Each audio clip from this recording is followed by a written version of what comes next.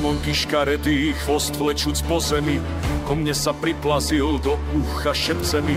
Noc bola hlboká, svetlá už nepláli, plamenný zrak jeho vo tvár mi okáli.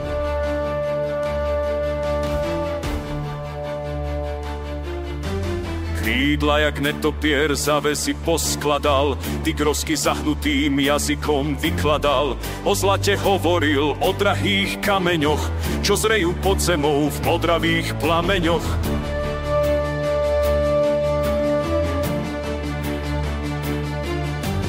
Štolne mi predstavil, čo vedú k pokladom, múdreho baníka dával mi príkladom, jak ľahko doloval za podpis jediný, jak sa mu korili mestá a dediny.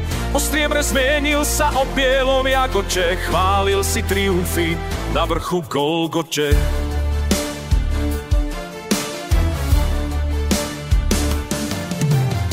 Presvedčal skúmavé dlaň kladúc nad oko, že naše poklady príliš sú hlboko. Pod vrstvou pravekov, pod vrstvou zo skaly, že v rudých plameňoch doposiaľ nezrali. Že nie je to baníkov s tvrdými dlaňami, že miesto Boha sa smiluje nad nami a dá nám bohatstva, dá nám vavríny za naše mestečka, za naše dediny. Skrčil sa čierny host, krýva si lípkavé, popravila a čaká skúmavé.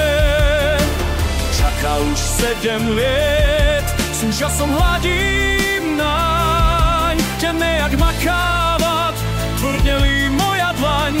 Čakáme, 8. rok prichádza na radu, ja čakám súdruhov, on čaká na zradu.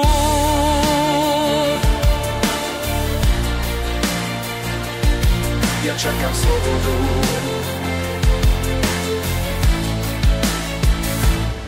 Poklad môj jediný pre naše mestečka, pre naše dediny.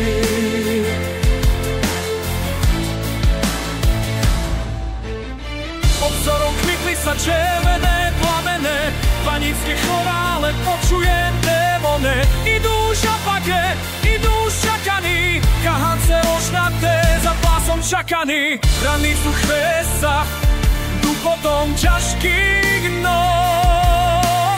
Paníci do štolne, paníci daj star